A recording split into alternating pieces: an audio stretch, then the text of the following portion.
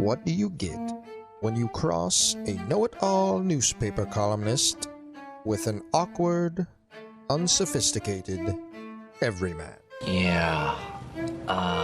Well, I'm just not sure about that right now.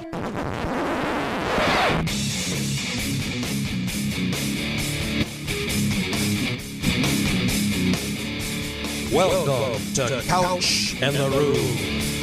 Welcome to Couch in the Rube, our Thursday night show presented by our friends. Thursday afternoon show. I have no idea what time it is. It doesn't really matter to most of the people listening, but presented by our friends at Firekeepers iCasino and Sportsbook app. Download the app today. Take advantage of their sign-up bonuses and promotions.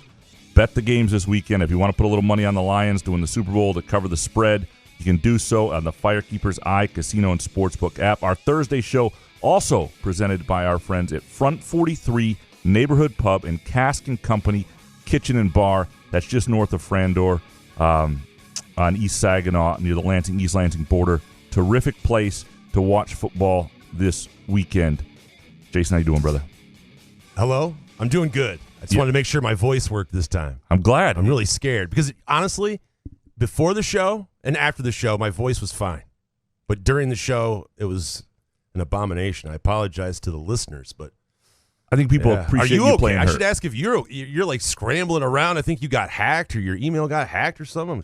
I'm not happy. Like, we are not a giant production staff here, right? We do a lot to get the show out, and there are certain things you count on, like being able to automatically log into everything that's on your computer without re-signing in, without needing two-step authentication. I would rather be hacked than need a code that's not showing up sent to my phone. That's especially when we're like about half to do a my show. texts are this the verification stuff. Yeah, you know what I mean. It's like, what are we doing? I don't need that. No. I don't need that. I'll hack hunt you. me. You hack me, I'll hunt you down and I'll kill you. There's nothing to hack, really. Yeah, right. If you want it. What do you want? Bunch of unread emails and shit. You want my gambling losses? We'll do it. My Pornhub account. I don't care. Go for it. Come after Give me. me some new videos. Yeah. So anyway, that was frustrating, and I still, we had to do some workarounds just to be able to tweet out the show. Whatever. That's great. Well, so we're here. Figure that out later. So we are going to get to Harry in a minute. We've got a lot to talk about today. We're going to do your Groovy Donut Twitter questions. Jim Harbaugh news yesterday I'm not broke. talking about Michigan. And there's some interesting stuff to get into that. We'll do that through the Twitter questions. We'll talk a lot of Lions. We'll talk a lot of Michigan State hoops. Some really good questions there. That's going to be a big part of our conversation. But we're going to lead. We're just going to get straight to Harry. We're going to talk about the Lions game, the spreads. He's got some props, I think, for the Lions game to bet this weekend. And so I'm really intrigued to do that with him. And a reminder, if you are looking for a place to watch the games this weekend, sort of a unique experience. And I know the Lions game, you may have your own routine, your friends, whatever it is. But Firekeepers on I-94 near Battle Creek, Dacey's Sportsbook and Tap Room, an awesome place for the NFL experience. Bet the games, watch the games live.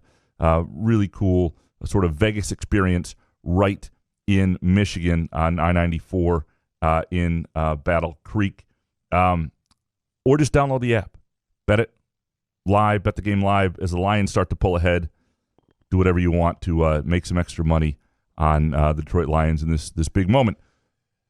Very pleased now to be joined by the one and only great Harry Gagnon from The Ringer and Against All Odds with Cousin Sal. Harry, how you doing, brother? Restore the roar, guys. Restore the roar. I love it. Go Lions, restore the roar. Oh, yeah. Let's do it. Are you happy for the state of Michigan and Lions fans, Harry? I totally am. I mean, I've been to Michigan plenty over the past couple of years. I know the heartache over the years has been incredible. And now, I mean, this is you guys must be going crazy. I mean, everybody must be going crazy in town, right? It's a big deal. It's really crazy. It is, right? Yeah. It is a big deal. It's. I mean, the MSU dairy store put blue sprinkles on their ice cream and said it's the Lions ice cream. So, I mean, everybody's taking pictures of their dog with lion shit on it. Everybody's buying lion stuff. It's fantastic, Harry. It's unbelievable. That's so good. It's unbelievable to be a fan of a great team right now that people actually think is great. So, and I think everybody's kind of pulling for it because they know they've been through some shit. And with Cleveland and Buffalo no longer in the playoffs, the Lions are the been through some shit team, right? That everybody's behind, and that's That's fun. And throw in the dealing with the Tigers every year and what the Pistons have put you guys through over the past few years, and especially this year. It's just got to be unbelievable to know that you have a team that you can actually feel good about and you can count on right now. Yeah, no, it's fun. I was thinking about this yesterday because we were talking on our news meeting at work about places that people can buy Lions gear and putting some story together about that. That's the stuff News Side does in these sort of moments. If you want to interview me, I bought a lot of stuff from Mexico. If you guys want to, I cleared them out of all their stuff. I do want to interview the TSA agents who nearly prevented you from coming back into the country. Yeah. But I was just thinking back to 93, or 90, I guess 94, the January of 94, the last time they won a division, and buying a Lions, it was like it was a Lions shirt with Lomas Brown on the front and a bunch of other people. How long it's been? I was like 13 years old. And 2 years earlier, the last time they were in this game, a thumbs up Mike Utley shirt or whatever it was. Or maybe that was, I'm getting those years combined. It's been a long time since there's been this sort of fever around the Lions. From a betting perspective, you think there are some opportunities with this game. What do you like on the before we get to the actual two games this weekend on the props market with the Lions, Harry? Well, you know what? I mean, again, I do like. I'm rooting for Detroit. I want them to be in the Super Bowl. It'll be great news. It'll be fantastic. But when you're going to go and bet some props on this, I've got a couple that I definitely do like, guys. I mean, obviously, Hutch has been clutch all year. Aiden Hutchinson. I love him in this game to have a major league pass rush as he has so throughout the playoffs and the season, and since he's been a member of the Lions. He's minus 130 to record at least one sack, guys.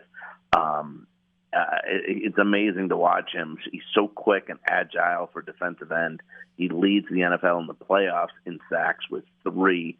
Obviously, he had one last week against Tampa, and he actually has eight sacks, guys, in his last 4 games. He's all over the place. Give me Hutch, minus 130 to have a sack. And also, I do love Jared Goff, over 255.5 passing yards at minus 114. Look, Goff's going back home, really, right, guys? Born and raised 85 miles from Levi Stadium, went to college at Cal. Goff's been great, completing over 74% of his passes in the playoffs, and is averaging 282 yards passing in the playoffs. 255.5 seems actually kind of low, considering he's eclipsed that number 6 games in a row, and 5 of those were higher than 270.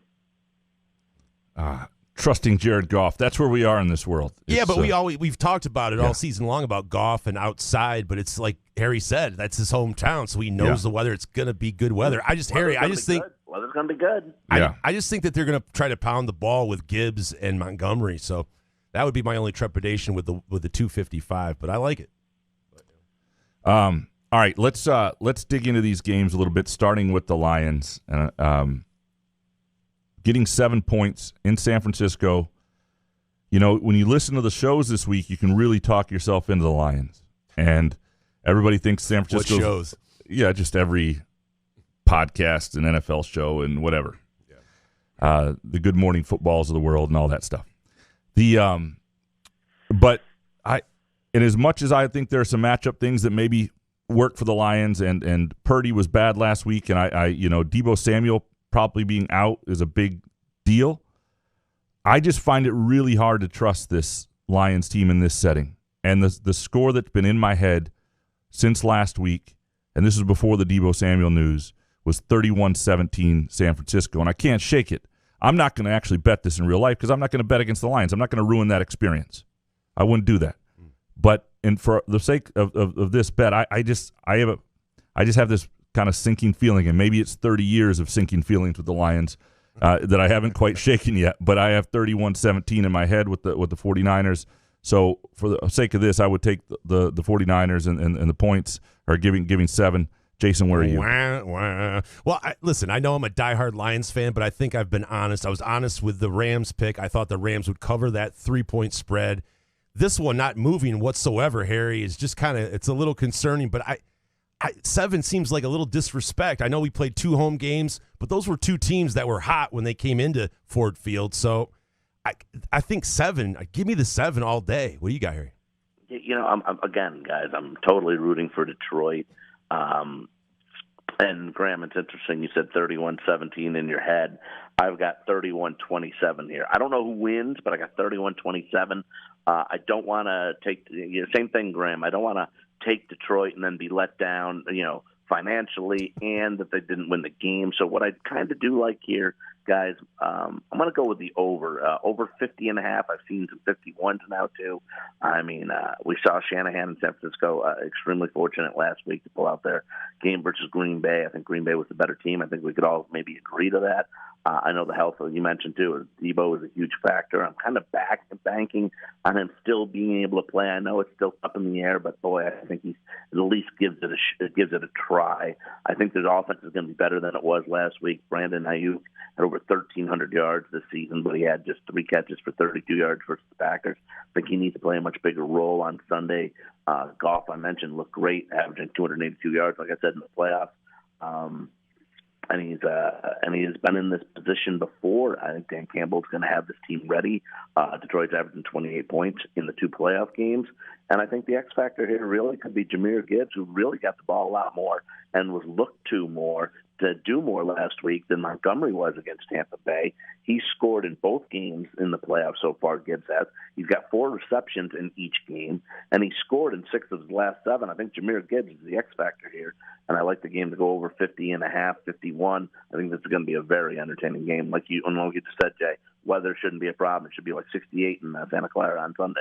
I couldn't decide whether I wanted weather. After watching how Purdy struggled in the rain, I know Goff doesn't do well in the weather. I was like, wait, who's worse in the weather? Like, what, do we actually want? It could be Purdy. That's why. Yeah. I mean, were you guys impressed the way I know the 49ers won that Packer game, but Green Bay should have won that game. That's why I don't understand why you guys are so scared to bet the Lions, especially with a 7. Well, it's still, that you expected more. Maybe San Francisco had their stinker last week, and then they come out guns blazing. I mean, the defense wasn't great last week either. I mean, Aaron Jones was ripping off 8-9 yard runs left and right. He looked great. He was breaking tackles.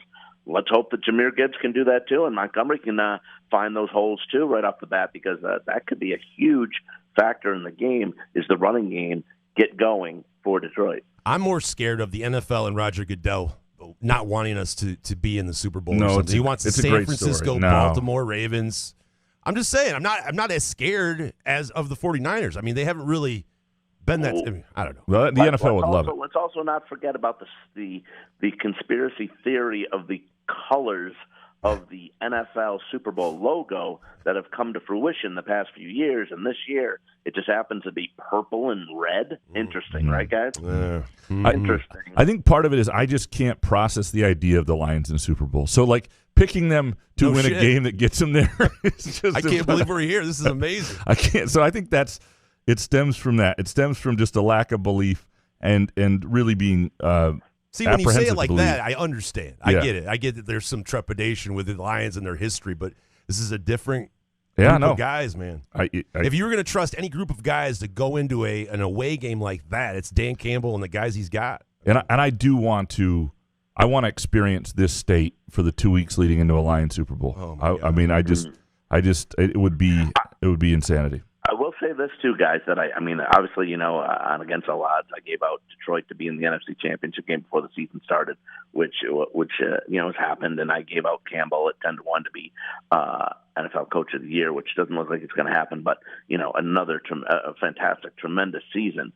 I just hope that I love his energy, I love his passion. He's probably my favorite coach in the NFL, but I'm just a little concerned when it comes to crunch time, making the right decisions. He's got to be on top of that, let alone the rah-rah stuff is great. I love that. But, again, I go back to the Dallas game and his recklessness at the end of the game with a 2-point conversion, and we're going to go for it no matter what. It just you got to be smarter than that. You got to be better than that at that point. I hope if it comes down to it, something like that he makes the right decision, doesn't really mess up, because regardless that the Lions are where they're at, you guys and everyone in Michigan want them to win this game. You just don't want to give this game to San Francisco. So I hope that for that sake, that Campbell is prepared all the way around. It's our core foundation, man. Grit. I actually, Okay, I don't want to. Yeah, let's get to the other. Well, I'm just saying, just don't when you get pushed back to the 7, and you could still get a number. It worked out nice for Detroit still, because Cal's lost, so you got 2 home games. But when possibly knowing that you could have a second home game in the playoffs, but you got to make a 2-point conversion from the 7, not the 2 now. Yeah, you kick the extra point there. That's it. Well, there's a lot of stuff. But seriously, how does Dan Campbell not win head coach of the year in 3 years? Come on, I know. Right? I mean, Ryan's a good story in Houston. I know they had 3 wins last year, but it just got pumped up even more, as they continue to win down the stretch. Meanwhile, Detroit still put up an unbelievable season. How do you not give it to a guy who's coaching the Lions? And it should that won the division, and they're in the NFC Championship game when no one's done this in the past 30 plus years. Yeah, it's a regular season award from what I understand, but it should be a postseason award too, because the postseason is a part of this, and it's too big. All right, let's get to the Lions opponent in the Super Bowl, and this is a game that I actually have a bet on. I like it is Kansas City plus 3.5 at Baltimore. Baltimore has been the best team in the NFL, I think, for a little while now. The 3.5 doesn't scare me here. If it falls to 3, I'll jump on it probably pretty big. I know Mahomes is Mahomes. I know this defense for Kansas City is legit, and I know Lamar hasn't gotten to a Super Bowl either. I just think Baltimore's really, really good, and 3.5 doesn't scare me a ton. I don't think it's going to be a blowout, but I also think they will win this game, and it won't come down to the final drive. That's just my sense of it. Jason, where are you? Yeah, with Kansas City's offense all year long, it's been like, what's going on? But that Buffalo Bills game, Graham, kind of changed my mind about the Chiefs. And you're going to give me Pat Mahomes and Andy Reid and time to prepare. And I see 4 here, 3.5 or 4. Give me the points. What do you got here? Yeah, I don't like 3.5. You guys know I don't like laying points. I will buy the half. I'm going to buy the half. Baltimore to -3. Look, Mahomes, when he gets pressured this year, 5 touchdown passes to 6 picks. Buffalo couldn't do that. I know Buffalo had injuries during the regular season with Milano and White, and probably had injuries heading into that game last week. They just couldn't put any pressure on Mahomes. You have to be able to do it. If you don't put pressure on Mahomes, he will find a way with his legs or his arm. He'll have enough time to find people, and that's what happened last week. I mean, I just think that overall here, the Ravens need to just pound the ball. They're first in rushing in the NFL, first in points allowed this season. Lamar looked fantastic, had 100 yards on the ground versus Kansas City, and who in Kansas City, by the way, just a ground last week and against in their game, and he had Kansas City was just 18th this year versus the rush. So I look for Lamar to take off, allowed the Ravens to pound the ball on the ground. They had 229 rushing yards versus Houston last week. I think they do it again versus the Chiefs. Again, I think Mahomes going to struggle here versus Roquan Smith and Patrick Queen. I think they have huge games for the Ravens. Low scoring, but they put the pressure on him. Going to be hard for Kansas City to put the ball in the end zone. I got this one, Baltimore, 26-16. You're a beautiful man, Harry. I look forward to chatting again and talking Super Bowl props, talking the Lions, the line in the Super Bowl, and the insanity of all that. Look, just curious, just throwing this out there, guys. I think I'm probably going to be in Vegas for the Super Bowl. Oh, of course you are, yeah. With the Ringer and with Sal and on Radio Row. If the Lions make it to the Super Bowl, are you guys coming? No. First of all, you got a place for me to stay? Yeah. You can stay in my room. I'll get 2 beds. I might have to do that. Yeah, we'll send Jason. I worry about just Jason for the stories. I worry about Jason in Vegas with the Lions Super Bowl week. I worry about you in Vegas. It could be me and Jason in Vegas, Super Bowl, Lions. It could be Gummy Fest. Oh my God, what a documentary that would be! What a documentary. That would be. Enjoy the football, Harry. Enjoy the weekend. We appreciate you, man. Thanks, you guys too. Take care. Go Lions. That is the great Harry Gagnon from Against All Odds with Cousin Sal and the Ringer. Does a fantastic job. Don't tease me, Harry, with that with a good time. Yeah. Oh boy. 2 beds. Yeah. Good, Harry. A lot of weed.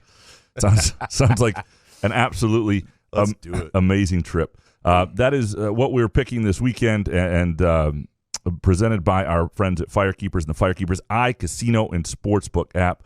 We will take a really quick break. When we come back, we will dig into your Groovy Donut Twitter questions and get into some MSU football, some Lions, and Jimmy Harbaugh.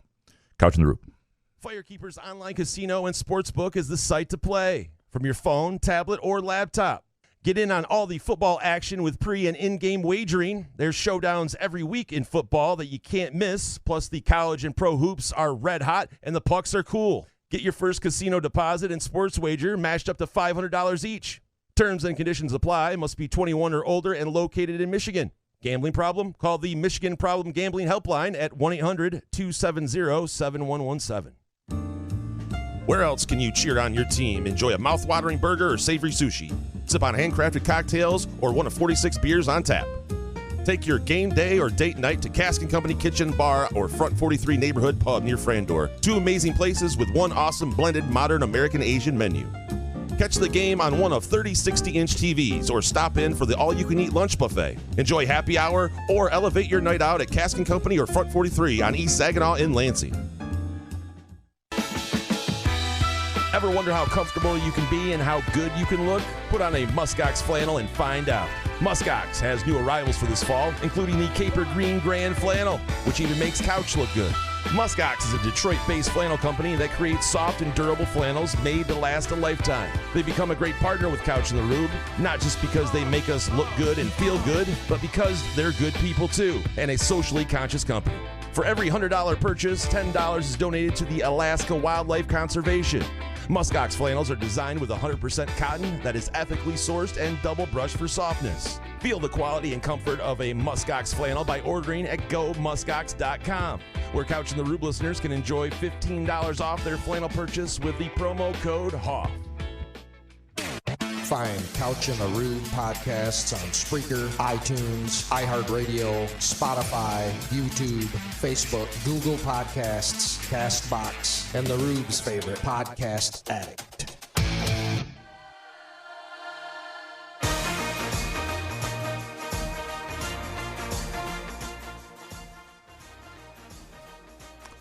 Couch in the Rube, presented by our friends at Firekeepers iCasino and Sportsbook app. And our Thursday afternoon show also brought to you by our friends at Front 43 Neighborhood Pub and Cask & Company Kitchen and Bar. That's near the Lansing, East Lansing border. Incredible place to watch football this weekend. Have a great meal. Enjoy some brews and brews. What am I? Brews and dudes. Yeah. Bros. Yeah. Just a great place. Crushing brews. I think you know how we feel about Front 43 and Cask & Company. Jason, it was a... There's a bit to talk about today, and we're going to get into all this in the Groovy Donut Twitter question. The biggest news was Jim Harbaugh leaving for the Chargers yesterday, and how that went down, and how that really, to me, changes Michigan football, because you don't automatically get this right. Sharon Moore isn't necessarily, to me, he's a pretty obvious choice as a successor, but he is? Why? Because he went 4-0 or whatever? Yeah, because I think you or I could have went 4-0 with that team, though. True. It's on autopilot, right? But he was pretty good, I thought, as the coordinator in those games and key moments on key drives. And I know the coordinator doesn't always work. The popular assistant doesn't always work. But sometimes it does. And I'll point out to people, the last time Jim Harbaugh left to college, Stanford hired the offensive coordinator and David Shaw, and that worked out well for most of a decade. So, sometimes to keep something going when you have it going really well, you have to understand if you have Bobby Williams or if you have David Shaw and understand the difference. And if you do, and you make the right call there, and I but there are no guarantees. And Michigan's going to take a step back next year just because they lose so many guys, and they built something. But the question is, does this next guy sustain it? And that we don't know. But if you're a Michigan State fan, you certainly feel, I think, better about things today than you did. Were you surprised yesterday by the news of Harbaugh going to San Diego or L.A.? No, there was enough. I think he wanted to go to the NFL. I think he wanted to win a Super Bowl. I think it made sense. There was enough smoke around it. I was a little, when you look at Angelique's reporting, Angelique Jangelis of the Detroit News, and her reporting that Michigan finally sort of met Harbaugh where his contract hopes were, and some of those have reportedly included immunity from NCAA prosecution. so to speak. Is that legal? Could you really do that? Well, you could say you can't fire me for that. Yeah, you could put that in the contract. And all these schools these days are very careful of the language in which allows them to fire and part ways with a coach. No phone sex? Ask Michigan State with Mel Tucker, and they don't want to go through that again. I guarantee you the contracts have been poured over since and done a little differently. And so Michigan would, I thought the problem for Michigan is if you really want him to be your coach, you go all in, you agree to that, or you stand on principle. And the idea that they eventually relented, apparently, and then still didn't get him because it was too late, and he might have left anyway, and maybe, See, I think he was gone no matter what. And maybe he was. With maybe Herbert and that job and what the Spanos family's going to pay him, I mean, how do you not – and you leave on top. How do you not leave a better situation? I mean, Michigan fans can't be mad at him, right? He's a legend in their eyes, so – Yeah. I think he saw also with Nick Saban retiring too. He's like the future of college football is unknown. Why not go to the pros when you have Herbert and he can turn the Chargers around in no time. Yeah, and I think he does know how hard it is to do, and he did something that's there are two ways to look at this. Tom Izzo did what Harbaugh did in a lot of ways. Got to the mountaintop, built something that almost got there, and then won it, and then had the opportunity to go to the Atlanta Hawks. And, nearly did and chose to stay. And that was a different sport. He was a different age. I don't think, MSU was as much in his blood as Michigan is, but he had not been to the NBA. Like, he was a college guy, and that was going to be something different. And I think Harbaugh, the fact that his brother might win a Super Bowl this year, the fact that he's, been there, I don't know. I just think this is something he hasn't done, and I get why he would want to do it. So we'll get into lots of that with your Groovy Donut Twitter questions. Also, there's a big game, and I wrote a column on this for Michigan State men's basketball at Wisconsin. I think this is sort of the pivot point of, is Michigan State going to remain in Big Ten contention or get into Big Ten contention? And do they have a chance to be like a 3 or 4 seed in the NCAA tournament? Because when you look at the schedule, they got a chance to run off some wins over the next 10 games before they face Purdue on the road, but they don't have a lot of opportunities for great road wins. Like the best road team they face is Michigan in terms of Ken Palm rating between now and then after the Wisconsin game. So if you want wins that really are high quad one wins that boost your resume up, that sort of catch people's attention, this is one you got to get. And so you're saying it's a must-win? It's not a must-win, but it's a must-win to make February interesting in the Big Ten race. And I'm not sure they can get there anyway. I don't know if they can beat Purdue, but it would give them a chance if they played well and took care of business at home, which includes a home game against Illinois and a home game against Northwestern and stuff like that. But it would give them a chance to go into West Lafayette with a lot still on the line. And that's what winning this game would do. If they don't win this game, I don't think they're going to be quite in the hunt. They would have lost twice to Wisconsin, which will be a couple of games ahead of them, 3 games ahead of them, I think, at that point. And tiebreakers, although that doesn't really matter in terms of co-championships. They'll just be a long way from the top. And I think that while Purdue has shown that it can lose to Northwestern on the road as it did and Nebraska on the road as it did, just like Michigan State, there probably aren't a whole lot of losses left in Purdue the way they're playing. And this is one that MSU absolutely has to get. So let's get into all of that with your Groovy Donut Twitter questions. As we do, by the way, if you want to have Honolulu blue and silver donuts for Championship Sunday, go to groovydonuts.com. These are great looking donuts, and you can order your blue and silver sprinkled donuts to enjoy football donuts, whatever sort of assortment you want to make your little holiday gathering or just some sweet time by yourself with a box of donuts, which is my favorite thing. And go to groovydonuts.com. Swing by either location. That's Lake Lansing Road in East Lansing or Williamston, 7 a.m. to 1 p.m. That's Thursday through Sunday each week. Made by Lions fans, by the way. Yes. Andrew and Monica, diehards. Monica is a crazy Lions fan. I watched the Lions game last week with Andrew and Monica, and I was nervous because I was nervous about what sort of lunatic Monica was going to be. She showed up in like an old school retro Lions coat. Yeah. And it was like this experience is important for her. I didn't want to talk during it too much or screw things. Smart. So, all right, let's dig into these Twitter questions. All right, Eric Schultz up first. On November 5th, you answered a take of mine saying this is a year to go after it. Anything less than a team competing for a Final Four and a title would be disappointing. If MSU basketball instead does what you predict, a 6th seed losing in the Sweet 16, what would it say about the state of the program? Yeah, it would say that this group didn't quite reach the levels that other groups have. That's sort of the standard. And for what Izzo has set and other groups before them has set. That's what it would say about the state of the program. It would not necessarily damn the program. It wouldn't say the next group couldn't get there, which will include some of these guys. But it would be the defining definitive moment for this group, for Hogard, for Walker, for Malik Hall. And it would say that they didn't quite have what Cassius Winston had and what some others have had before them. And that's what it would say. Next one from Eric. We've still got no word on how Connor Stallions ended up on the CMU sideline. How should MSU feel about the seriousness of Central's investigation into the matter? Do you think it'd be fair to MSU to cancel any future payday games against the Chips as retaliation? I don't think so. I can't imagine that this was something that was at all organized from anybody in any position of authority at Central Michigan. If it was, then that's a different conversation, but I just can't imagine it. And so I think it's... But how did he get on the sideline? You kind of have to have some in with Central. No doubt. And people are right that story at some point needs to come out. I mean, it's... Well, are they building their case against Michigan so they're kind of waiting? I mean, because there's no reason to not investigate that. I don't know. The Lions are playing right now and nobody's paying attention to anything. I mean, it's true. It's just true. I mean, it's the best in the world. It's been fun to cover Michigan State basketball because I don't have any of those waddling oafs from the Detroit papers coming around, trying to tell stories and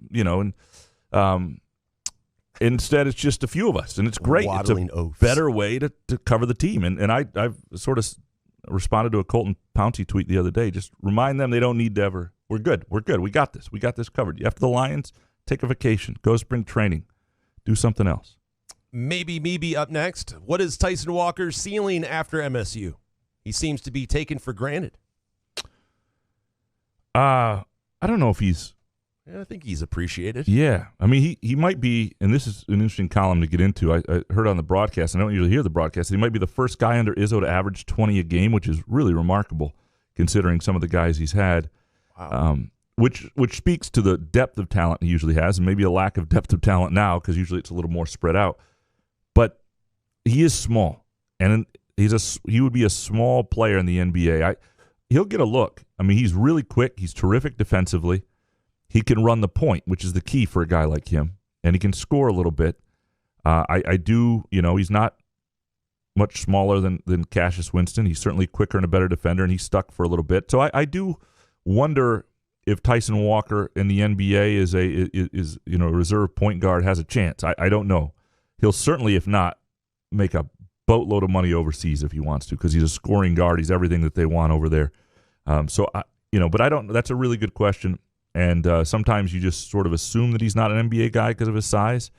But if he can run the point, and you look at other backup points, and he can defend, and maybe he'll get a shot. I mean, certainly, when you look at other guys who are backup point guards in the NBA, you telling me Tyson Walker doesn't provide a little punch? I would be intrigued to look at him if I were it would be very interesting to watch him, for example, in the NBA Summer League against bigger guards and sort of trying to carve out a niche. Annie up next. I know expectations were high for the MSU basketball team this year, but is it possible that this young core mirrors the trajectory of the 2016 class, which had a rough freshman season? Trajectory. The difference is that team was all young guys. That was 4 freshmen starting a lot, or at least 3 of the freshmen were starting at that point, and that was a younger team. This is an old team. So while there are some young guys who might have their own trajectory who shouldn't be judged, it's like one of my problems with people judging this class's overall record is the overall record of the A.J. Hogarth, Tyson Walker, or A.J. Hogarth and Malik Hall, guys who've been around a long time especially, isn't really fair to them because it's more of an indictment on the 2018 class. A person's 4-year record has a lot to do with how much they won when they were young and who the seniors were then. And so those were bubble teams and teams that struggled a little bit, and that had a lot to do with the older guys then. And so the 2018 class sort of lingers in that.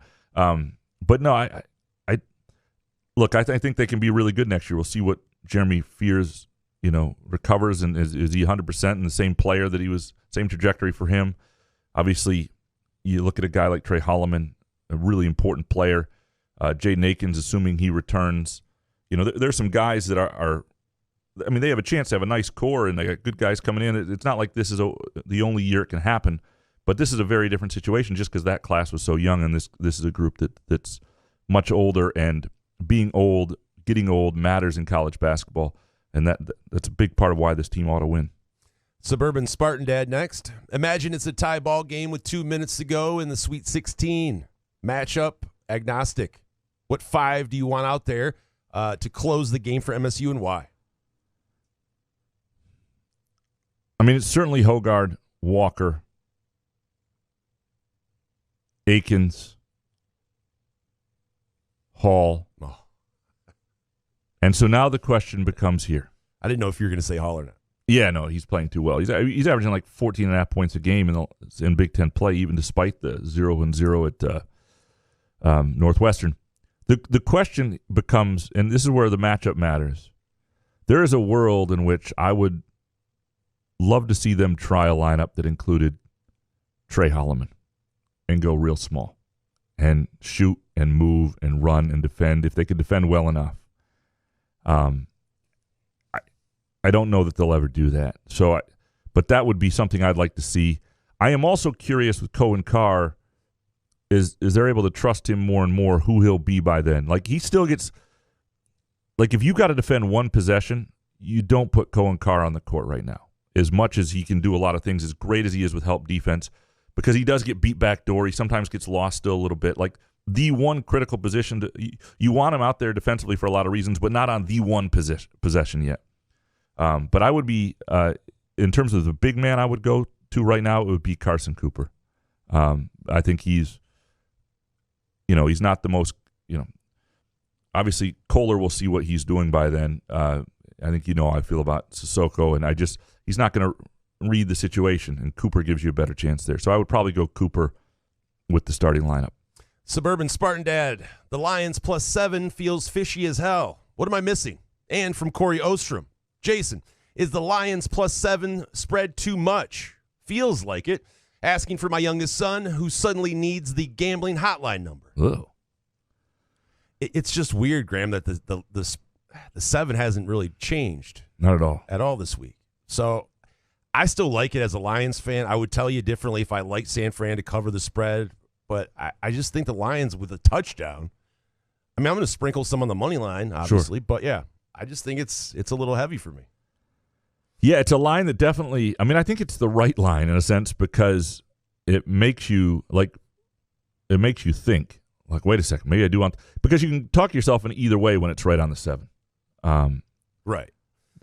6.5, 5.5, then you can start. But yeah, 7 just seems like a flat 7. Weird. Yeah, but I think a lot of it has to do with who the Niners are and who the Lions have been, and there's still a lack of trust in the Lions. Who have we been? Them. Look at the 2 playoff games. I feel no doubt, but both at home. Yeah. Although the 49ers not look great at home. 49ers were at home. Yeah. And the thing is, it's hard to read is the teams like Green Bay may just be the best team in football right now. They probably should have won that game. They were a better team. They killed the Cowboys. They killed the Lions on Thanksgiving Day on the road. Like, there's a real argument right now that the best team in the NFL is the Green Bay Packers, and that should be scary moving forward for the Lions. But shouldn't that tell us to just be patient next football season, the NFL season, though? Because when we went to Green Bay and Lambeau, they looked terrible. Yeah, we dominated them. Now we're talking about they're the best team in the now that they're out of the playoffs. It's just a wild season that you can ebbs and flows and ups and downs all season long. It's crazy. Yeah, no, and look, they got a very good quarterback and a lot of good young players who are exciting and should move on. But Green Bay is in a similar situation to the Lions in that their quarterback is not that young, though, in the sense that he's been around and his payday is coming, and that's going to matter for their roster. So it's not like if I would be really scared of Green Bay moving forward if I were the Lions if Jordan Love was like a rookie and you had 3-4 more years without paying him with that roster as young as it is. But that'll mess with him a little bit. Steve Beckman up next. What would be your perfect setting for watching the Lions versus the 49ers in this year's NFC Championship game? What's yours? What's your plan? Oh, what's your plan? It's not. You're not getting on a plane to Paris or something during the game, No, definitely not. Unless my father-in-law scheduled something I don't know about. I'm not sure where we're going to watch it yet. I'm not sure. The perfect scenario, I don't know. I mean, just a TV with a bathroom nearby. I mean, other than that, being at the game. Yeah, being at the game would be fun. I think for me, for $20,000. Yeah, well, maybe not, because then, yeah, but no, just being. I think being home, following your favorite team is expensive, especially when they're good. No, Michigan State fans know that. I mean, Michigan State fans have money saved up now, but there was a period of time where, from like 2012 to or 11, I'd say to 16, where it was expensive to be an MSU fan with the Final Fours and the NCAA tournament runs and the bowl games, and yeah, it can be worth it, but it can be a lot. Next one from Steve. When was the last time you said soda instead of pop? Every time I say it. I never say pop. Really? I don't know where it's from. Like, my dad is from England, lived in Maine. Like, in the house, like, my mom's from Michigan initially, but she even said soda, and it must have come from her family. Like, nobody in my house as a kid said pop. And so it was always soda for me. And so I know pop's a Michigan thing, but it's like the one thing that's just not in my vernacular. It's soda, 100%. Next one from Beckman. Will MSU hockey or MSU basketball have more wins against Minnesota this year? Okay, hold on. Give me some off. All right. 1 second.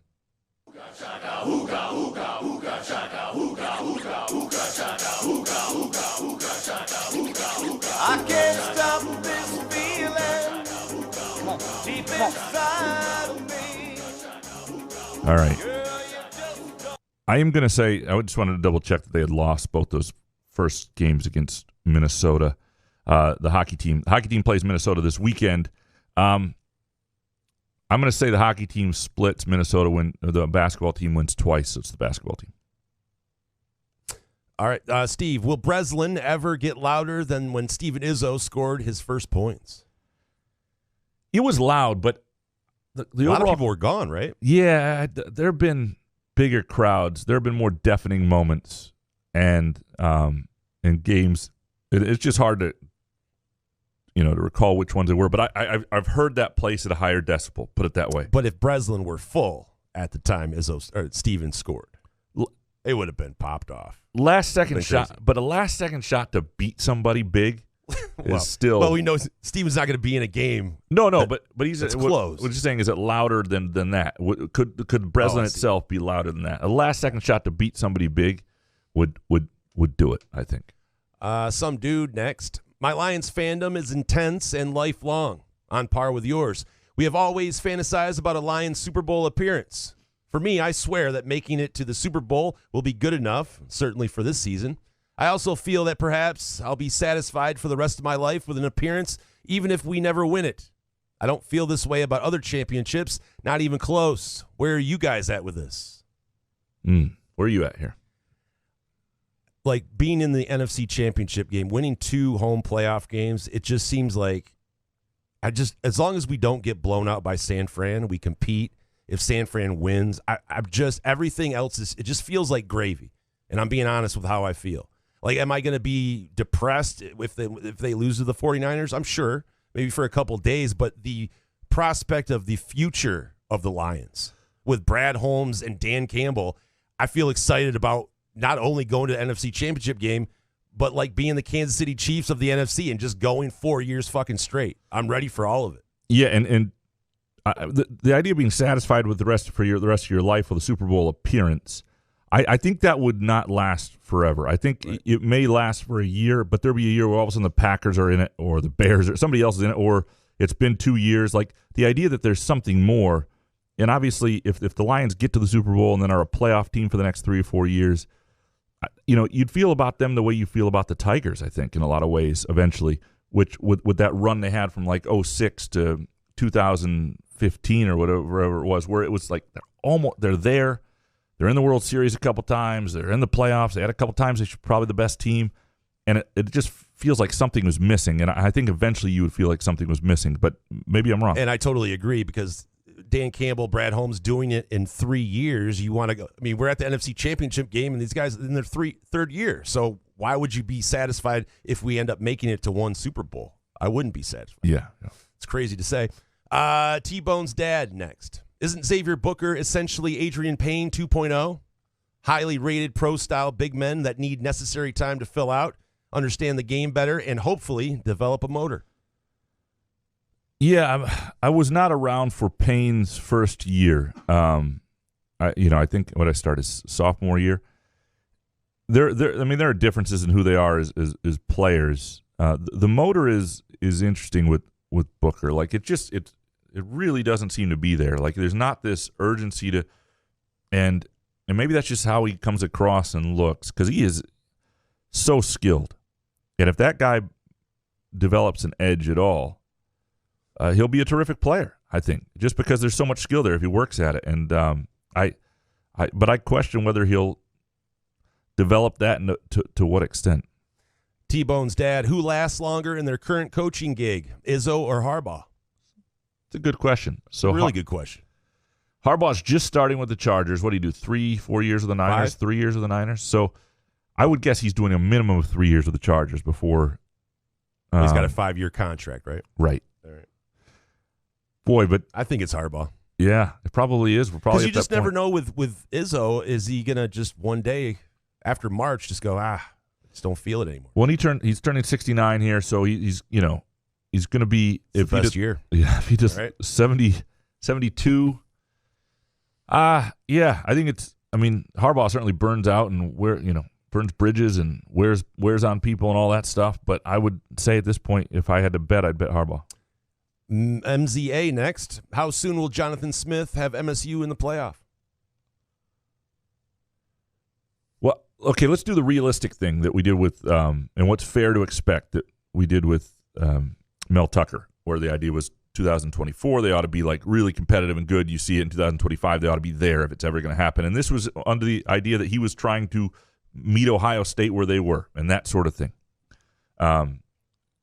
I think, obviously this year is, and its progress is not, it's not a complete start over because there's some good guys in that program. This year's your year. You're hoping they're competitive. They're back in a bowl game. They beat somebody maybe you don't expect. All those things are possible and would be, but I think everybody understands that that's sort of the reasonable probably ceiling. And then it takes a while to build a little bit with offensive linemen and maybe different in the portal. I'd say that the year that I'll start to look and wonder, and Aiden Childs be a sophomore next year, is like his senior year. That year, can they be a team in 2026, I guess, that's a 10 win, because 10 wins get you into the playoff, right? That would be the first year that I would probably start with. It's not that it couldn't happen before then, but start with that potential expectation. MZA, is Xavier Booker going to stick around, seeing as though he gets no playing time? I've never had a conversation with him that leads me to believe he's going to leave, nor have I had a conversation with any coach that leads me to believe he's going to leave. He is, I think, understands why he's not getting playing time. I think his parents understand why he's not getting any playing time, and he is extremely well compensated from an NIL perspective. My understanding is he is the highest paid guy on the team. Wow. And I'm not going to share the number I heard because I don't have it 100% confirmed, and I also think that puts a target on him that I don't know that's fair. But I don't know that he gets a better deal anywhere else based on how he's playing. So 6 or 7 figures. Oh, nobody. He's not in 7 figures. I'll say that he's below 7 figures. So 900,000. I didn't say that. Okay. MZA, what food could you eat the most of in terms of sheer amount? What would be for you? Pizza. Yeah, same. Yeah. Because I just can't. My body doesn't process. Like, you should probably stop. Right. I just keep hammering. They do these when they want rats to explode, and I don't think that's the purpose of these studies, but they take something out of their brain and they just eat till they explode. Like, if you wanted to kill me, I still think the best way to do it was just keep delivering pizzas, because I don't know that I would understand I needed to stop. It's my kryptonite. And when I had COVID, every time I've had COVID. Jesus, how many times have you had COVID? 2.5. We're not sure. Good we think Lord. 2. We think 2. You vaxxed, bro? Yeah, very much Shit. so. Yeah, up to date, all that stuff. And I've gotten through it both times because of it. So I would not disappointed in that. However, I do think there is something with COVID that comes with a pizza addiction.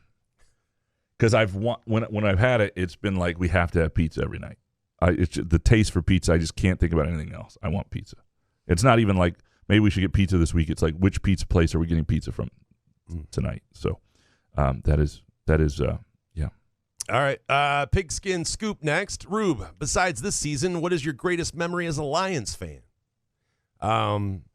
It's got to be Barry's 2000. I was there. I was in the end zone when he was running at me. It was unbelievable. Other than that, I mean, do you have any other moments that you can – am I skipping over anything? I mean, for me personally, I mean, there were some Stafford moments that were fun, and we made the playoffs, but – yeah, for me, it's being there as a kid. When my dad used to take me to a game a year starting in like 88 to the Silverdome near my birthday, which is weird because my birthday's in May, as I tell people. But no, it was – that's right. You don't celebrate your birthday. But it's a great bit. And there were some – I mean, there were just some really memorable, fun experiences doing that. And so it's probably one of those. I saw Barry rush for like 255 on Thanksgiving Day once against the Bears, I believe, in the late 1990s. I mean, just some – Barry made being a Lions fan fun for a really long time. Pigskin Scoop, Couch, when is Andy Katz coming on the pod? This was accompanying a picture of Kat sitting next to me on press row at a recent game. Is he a good guy? Yeah, I've never had an issue with Andy Katz. Yeah, we chat just a little bit. Seems nice enough. We're not like, buddy, but Andy Katz comes across as a nice guy. I've never had an issue with him in our dealings, and we could have him on sometime. If he certainly, the thing about Andy Katz that I like and why he would make a good podcast guest is he pays attention to the Big Ten more than the national scene now because he works for the Big Ten Network. New year, new volleyball dad. Next is Jason, the Frank Ragnow of podcasting. Yes, the way he fought through that cold and did the entire show showed he had grit. Thanks, but I'm usually just a giant pussy when I'm sick, so I wouldn't give me. There's no way I could be Frank Ragnow. He's tougher than hell, but it just happened during the show, and I'm like, I don't even know what to do. Should we stop the show or what? You got through it. The only reason why, because we were doing the show. I was worried. Yeah, I was worried, but you. I've never lost my voice. I've had a few. Sometimes under the lights, or I've had a few coughs, or just like uncontrollable coughs that have happened when you're too hot. Like especially if you do like a TV set and you've got a jacket on, and the lights start hitting you, and you start getting something in your throat, and you're like, oh my god, you start sweating, and you can feel the questions coming your way, and it's live, and usually, and sometimes it's on Ebling's show, so it's like a 45-second question. He's winding up to ask you. You're like, oh god, my throat doesn't have much. I don't know if I can make it. Oh shit. Tyler Simmons next. Do you have any idea on when the replacement opponent for upcoming football season will be announced by Michigan State? Yes, I texted about this morning, see if I could get you an answer for it. And my understanding is they're just waiting on contract stuff, and that'll be announced. I don't know who it is, but my guess is it's very, very soon because, number one, they need it to be, but also I think it's just a matter of signing and dotting and that sort of thing. Ryan Schultz next. At what point am I allowed to say Izzo's gamble on Mady Sissoko and overall roster construction failed? Is it when the conversation around the team is, well, gee, they could really get a 6th seed, or is it only allowed if they have a fairly early tournament exit?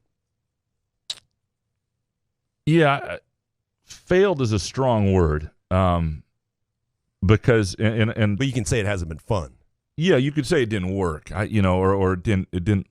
And I think Sissoko. I think the overall roster construction is fine. I think really the question is the center position, and I think there's enough shooting. We see that now. They're one of the better shooting teams in the Big Ten. They're fine. That issue that I didn't know that they'd be able to overcome has turned out to be okay. They got a number of guys shooting, 40% around there. They're fine. It's the center position, and it's not having a big guy who gives you the advantage ever, night in and night out. And that's one of the reasons they got to keep working with Kohler, because even if he's only playing 10, 12 minutes a game, if there are possessions where you have an offensive advantage as a center, that's you have an advantage somewhere.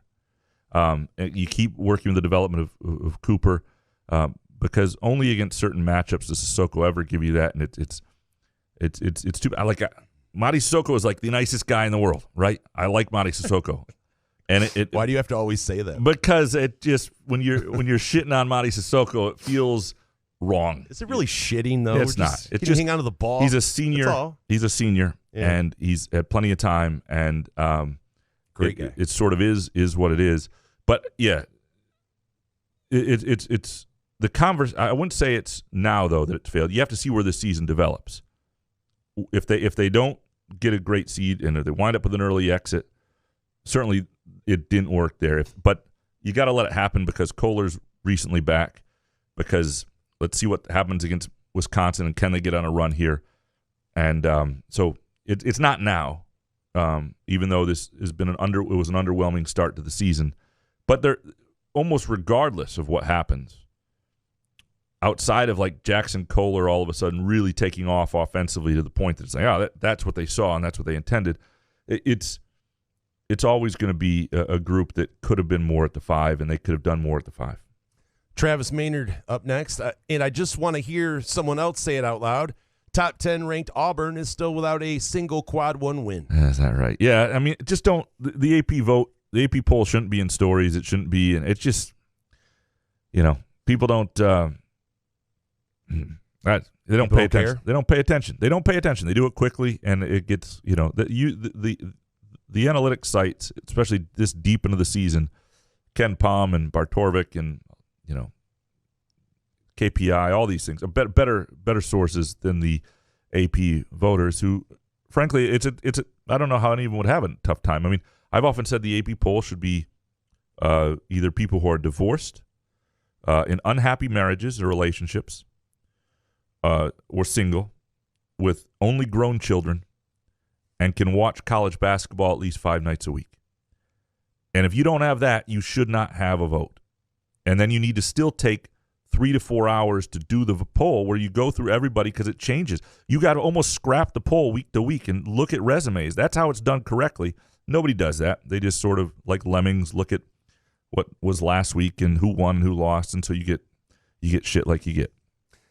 Next one from Travis. If you had a baby, would you let our centers hold them? Seriously. Shouldn't they be doing nothing but hand drills in practice? I'd have them catching tennis balls, groovy donuts, and 500 passes a day. Can you teach that? Yeah. So is that maybe that's teach soft hands? You give the baby to Sissoko, maybe he would care so much that he would become a better hit of her hands. And yeah, the basketball's a baby. Yeah. I don't know that I would, to be honest with you. At least yeah. It's a hell of a question though. C Dubs 91. How much longer until we see Jackson Kohler getting significant minutes? It's a really good question here. It's when they're able to finally have some games where they're not playing. I think what happens is when you're on the road and you're in a really tense game against Maryland has a couple good bigs. It's a hard time to work people back into stuff, and they need some games where they can actually have a lead, have some momentum, give him some run, let him develop some confidence and make some plays when messing up doesn't cost you the game. So I don't know that it happens at Wisconsin, but I think, Tuesday night against Michigan could be the beginning of something like that, where a game where obviously you don't want to lose that game. You're playing for a lot, but you have a chance within that game. I think he'll continue to see time in the first half.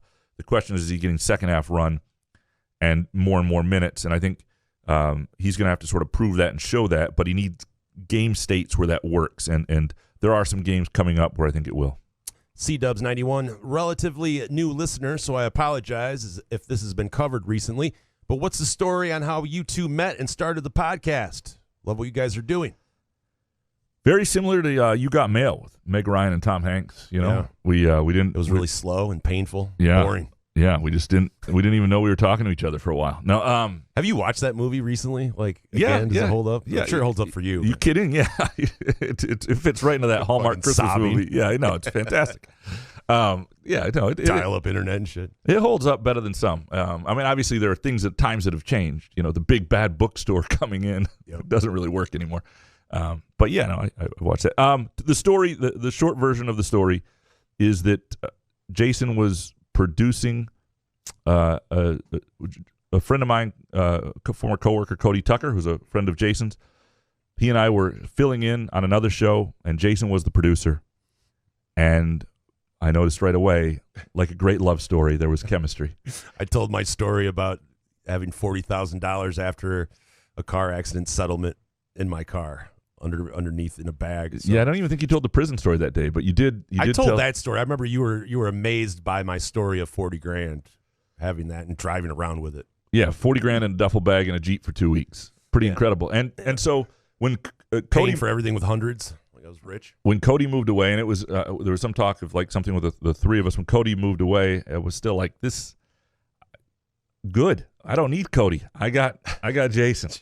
I didn't mean that, Cody. And so that's sort of how it started, and we pitched an idea, and Jason came up with the name The Rube, by the way. That was him doing, and so in 2018 in the fall, we started doing 5 days a week, 2 hours a day. Oh. I'm still amazed that we I was did that. told that I should use my last name, like it should be Couch and Nick. And I'm like, fuck that. It sounds terrible. The Rube is fantastic. Yeah. It's a great name. It's whatever. I'm okay with it. That is a story worth telling.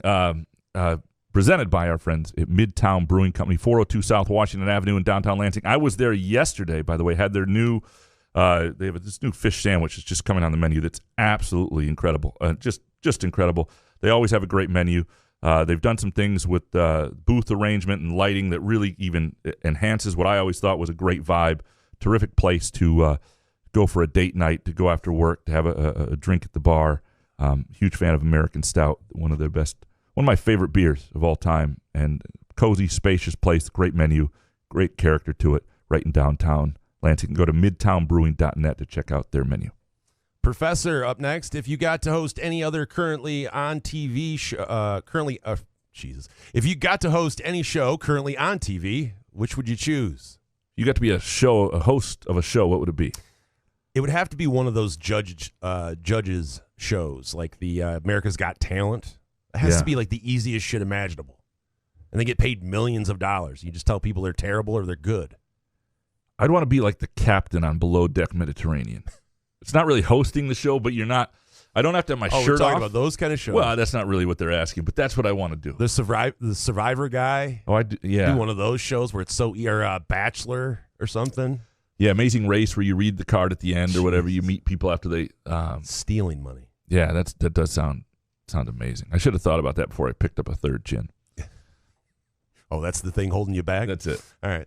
Professor, if you were guarding Jackson Kohler in the post, how many times out of 10 would he score on you? Same question, but Marty. Let's start with you. Jackson Kohler, how many times out of 10 does Every he score time. How about Marty? Every time. Okay. I'm sure he's going to dunk on me. What do you mean? I'm 6'2". I'd strip him like maybe once or twice, though. Yeah. I'd slap the ball. Jackson would score every time on me. Marty would score 8 out of 10 times because he's just quicker and he'd eventually dunk over me and but there would be a couple times where he'd not dunk and that gives me odds. I mean that's the thing. It doesn't really matter where he's at. The other thing that is underutilized in college basketball and post defense is the kidney punch. It's not really a punch, but it's like you take a cheap shot. Yeah, you take like a hand, just the edge of your hand, and shove it into somebody's kidney. And I've used to be taught at the junior college level at least. That might do that just to see if I could win a possession or two. Sean Cowan next. Isn't this the second straight year that we have heard about A.J. Hoggard taking over as the leader on the floor? Yes, but it's different this year. The consistency has been better. There's no doubt to some degree because it was coming off a year where that was, there's been growth. There's been definite growth this year. The conversations I have with A.J. Hoggard this year are different than last year. There's an understanding. He has grown up a little bit. Now, he's still A.J. Hoggard, and I think you know what that means. But, there is definitely a different level of maturity to him. a different level of understanding to him, and there's a different level of trust from Tom Izzo. Tyson's Fury up next. What's your biggest critique of how Izzo is handling rotations and minutes at this point of the season? I'd like to see more minutes for Cohen Carr. The margin of error is too thin for this team to be giving Booker more minutes, given where he is at in his development. Yeah, I'd like to see more for Cohen Carr too, because I understand the accountability point when he makes a mistake and not letting him just play through mental mistakes that you want guys to learn from. But I just think when he comes in, he elevates them athletically. He usually makes a play that alters the game. I think he's a difference maker on the court. And so as long as he's learning from mistakes he makes, I think you have to find a way to get him, to me, he should be in the 14, 15-minute a game range, never playing just 9 or 10. Because I just think he's too important. Captain Spartan up next. How do I get my friends to stop annoying me about my previous Jared Goff hate? I hated him most of the season, and now I'm like Graham. He proved me wrong. Now I'm all in. But every day I have to hear about how wrong I was, and I was always still rooting for him. I think if you were out on Goff, you're just going to have to eat it for a little bit, and you can still enjoy it. No? No. Goff has played. Is he talking about this season? There's times where Goff hasn't played well, and you can kind of shit on Goff because we hadn't done anything yet. Now that he's won 2 playoff games from the NFC Championship game, he's the best Lions quarterback we've ever had. So it's like, I understand, but when he was bad, he was bad. And, right? and it wasn't that long. Understand that. Yeah, and to be fair to anybody who's been against Goff, or not against Goff, that's the wrong way, but has been doubtful of Goff. Right. He's 29 now. You remember the beginning of last season when he wasn't very good? He was 28 years old and not very good. It wasn't like he was a 22-year-old quarterback. There was reason to doubt whether a guy in his prime years was ever going to become something that was going to make plays the way he has in the playoff game. We still haven't seen it. Like, this, to me, is still a week to believe the Lions can win a Super Bowl with Jared Goff. This is still an important week. The Lions do not have to beat the 49ers for me to believe that. But he just can't shit the bed, so to speak. You know what I mean? Like, on the road against San Francisco, I just want to see him look like a competent quarterback. And if he does, then I think I'll be in the point where I'll think, okay, they can do this. But you got to remember, the Rams gave up on him and traded for Matt Stafford, a Goff contract that they thought they could never get out from under. And Stafford came in and won a Super Bowl. So you have to understand that you're looking at Goff going, oh shit, here we go. And he didn't play well at times, so you have to. And the Lions didn't bring him in to be the guy; they brought him in to be a stopgap. And what are you supposed to talk about during the week after if the Lions lost and they suck? You know what I mean? Like, I just don't understand. You got to be cheery every fucking day. So the question is, how do you get your friends to stop annoying you? Get new friends. Don't fuck off. Yeah. I would just say, hey, look, it's the logical response is to have doubted Goff for a while, and now it's not that I'm pulling against him, and he's proven me wrong, and just sort of have that mea culpa. I'm sure your friends all have weird, like, terrible hot takes that you could probably rip on them for too. Yeah, dig into those. Mojo Jojo. I live 20 minutes from Levi Stadium in Santa Clara. I was offered $750 standing room only tickets to go with a friend who is a Lions fan and others who are Niner fans. Am I an idiot for passing? The eye roll my wife gave me when I told her the price makes me think it was the right choice. Yeah. Yeah, but does your wife like football, though? Does your wife love that you love the Lions? Or, you know what I mean? Like, is she rolling it just because you said $750?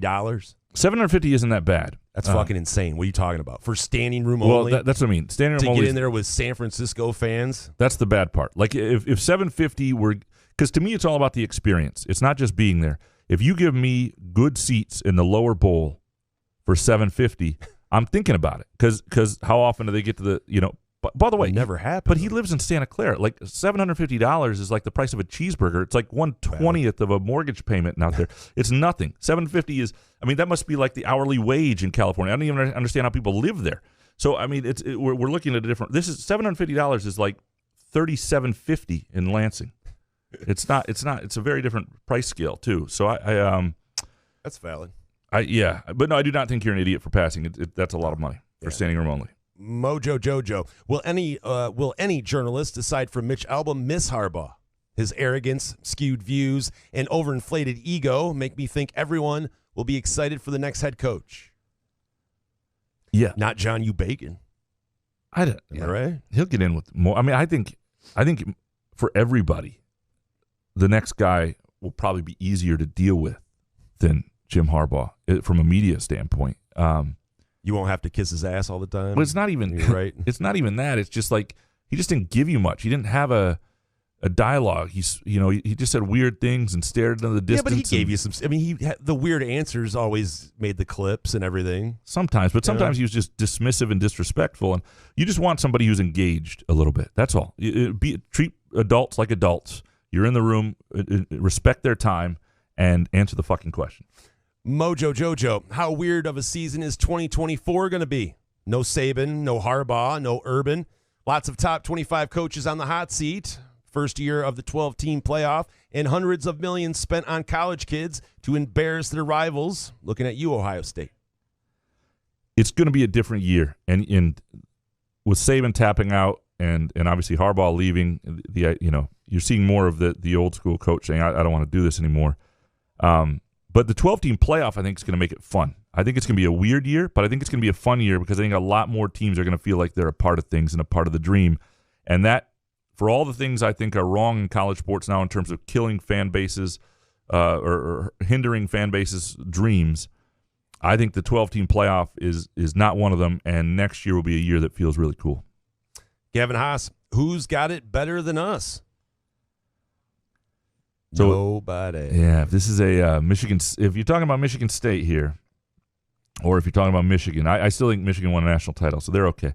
But Michigan State, if you're Michigan State right now, you do not feel badly where things were on Thanksgiving weekend to now. You feel pretty good.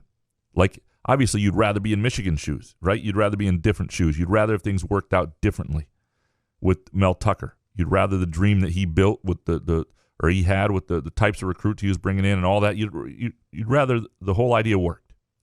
But from where you were on Thanksgiving to now, I think you feel pretty good about things.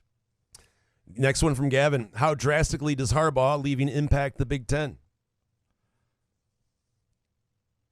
It definitely, because you don't know what's going to happen with Michigan. And Michigan's a place you ought to win, but it's not guaranteed. We've seen that. And so you lose a really good coach who, even when they had some years where people were down on him, but for the most part, you knew Michigan was going to be very competitive, even if not quite what they've become lately. And what they'd become was more likely to be sustained with him. It's weird to say because the bigger impact are the teams coming in, and obviously Washington's probably going to take a step back. Oregon's going to be really good. USC will see. Like, it's going to be such a different Big Ten next year. I'm not sure that impact will be felt as much as the other things. Next one from Gavin. What player needs to get going on offense for the Lions to win Sunday, and why is it Jamison Williams? Is it Jamison for you, or who's the guy for you? I think it's got to be Jahmyr Gibbs. Everybody's talking about Gibbs all week long. I just think that we're going to try to pound the football, Montgomery and Gibbs. Yeah. So it's those two guys. If J-Mo does something, shit. And Gibbs is a guy that can really make people look foolish, right? I mean, he's a guy who has a gear to him that is special, and you'd like to see that so show. So does J-Mo when he catches that's true. the ball. That's true. You know? Alpha Brett next. Is Sharon Moore still going to cuss and cry in his post-game interviews like somebody just died? It's in his contract. Yes, it is. True, Would you have trepidation, though, watching him do that on national TV, to have him as your next guy, or do you not care? That was a weird moment. That was a weird moment. I wouldn't love that moment. But at Michigan, I think they like that moment. I want to give him a pass because there was a lot of things going on around the program, right? And the post-game interviews. It was an emotional moment. But it was very much like, it felt a lot like Tim Scott kissing Donald Trump's ring at the moment. It was like you got to kiss Harbaugh's ring and the opportunity. Like, you're good enough for this. You don't need to cry. This isn't about Harbaugh. You did this shit. Like you're good. And it was a weird moment. Didn't love it, but it would not be enough to dissuade me if I liked everything else I'd seen, obviously. Jarrett next. Am I sick for being more happy about the MSU win over Maryland than the Lions? No, it just means you're more. Yes. Okay. Sick fuck. It just means you're more of an MSU fan than you are a Lions fan, and that's fine. And you're sick. Jarrett, when's the last time both coaches at MSU and Michigan were new? 1995. Lloyd Carr, Nick Saban. So it's been a minute. Sounds like you looked that up. Yeah, no, I think Solari actually tweeted it, and other people have had it somewhere. So yeah, Solari's good for some things. Steve, why do I loathe Wisconsin basketball? Because it's 1950s set shot style basketball reincarnated. Boring, slow, grinding, unathletic play that is torturous to watch. How do they keep winning? Because their style does not turn the ball over ever, which helps. And, it's actually a really nice roster right now. I like their roster. J.J. Storr is a terrific player. They got bigs you can play through, bigs who can shoot. They all understand their roles. They're more athletic than you think as a roster. Who their reputation is not exactly who they are. I like this team a fair bit. They play a style that is careful in some ways, but it has to be Bo Ryan's face. Why you would hate Wisconsin? Yeah, I remember Bo Ryan, the face, and 52 to 44 games. I don't know if Greg Gard's the most likable face either. I don't know if it's as punchable, but it's Ask Juwan. Good point. Ark and Spartan, consider this. Trey Holloman equals Bryn Forbes, but with more assists and better defense. Very different players. Bryn Forbes was not a ball handler at all, and it was a shoot. It was a pure shooter. Like a guy, there are shooters and there are guys who can shoot, and there's a big difference. And he was a shooter. And in high school with Bryn Forbes, Carlton Valentine, who was his coach at Lansing Section, would make him drive to the hoop and maybe even get fouled. He before he's allowed to shoot a three, was trying to work on other elements of his game. Trey Holloman's a guy who has worked on his shot to complement everything else because he knew he was going to be playing off the ball. But he's a much better ball handler, much better defender. They're very different players. Forbes as a shooter was special, but Trey Holloman everywhere else is better. Next one from Ark and Spartan. Rube, can we create a Frank Ragnow, one ass cheek and three toes grit award? Which Spartans get it for this past season? Man, the football team. I would say all of the guys on the football team, to be honest with you. When you have your coach beating his bag on the phone and getting fired mid-season and all that turmoil. But I guess I would Cal Halliday, I feel like he would be the perfect. Obviously, he's not good enough to play in the NFL, but you know what I mean. He doesn't play with one of those wristband thingies. He seems like he would do whatever asked by the coach. Going to give it to the gritty white guy, are you? Well, I don't know. Give me a player. I just was thinking. No. That's Am I racist? I'm sorry. No. They picked a white guy.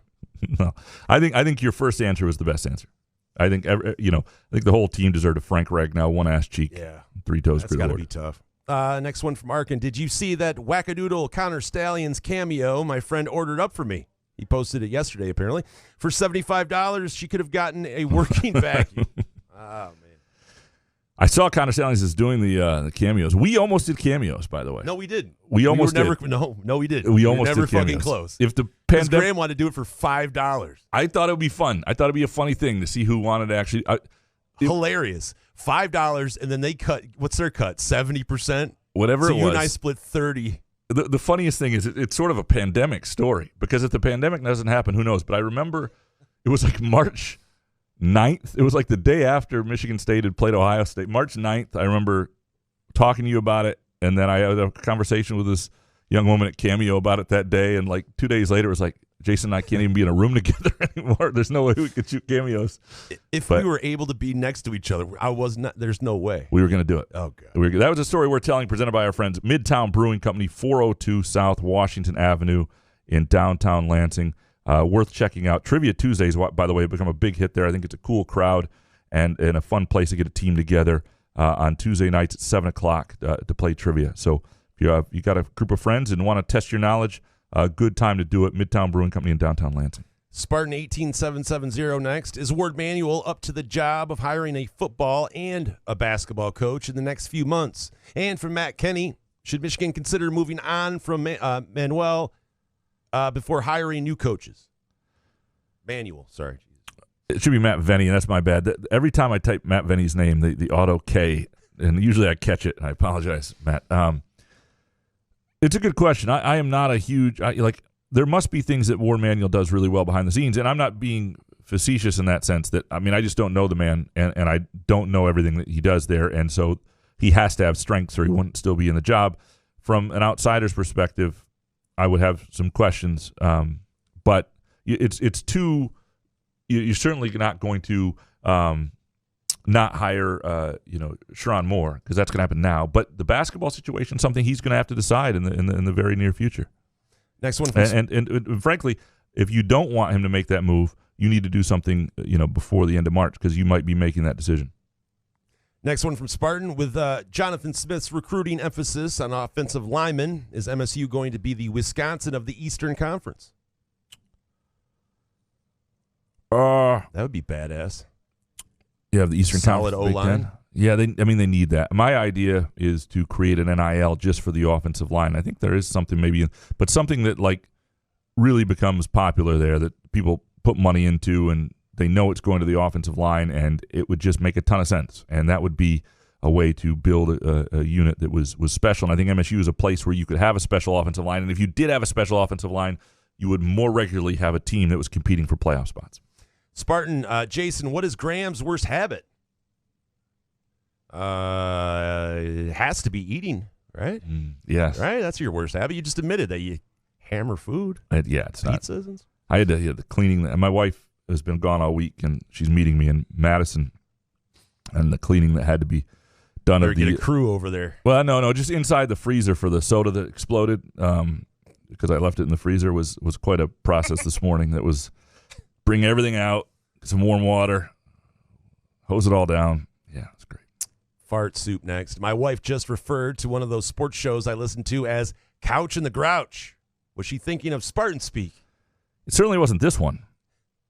I think I sounded like the Grouch last show, right? It's possible, but you're usually in a pretty jovial mood, unless it's late in the show and it's hot. Yeah. Fart soup Rube. Should I be afraid of visiting Mexico? For some reason, all I think of is getting kidnapped by the cartel, thrown in the back of a pickup truck, no pants on, blindfolded, and then driven into the middle of the desert. Do I have this all wrong?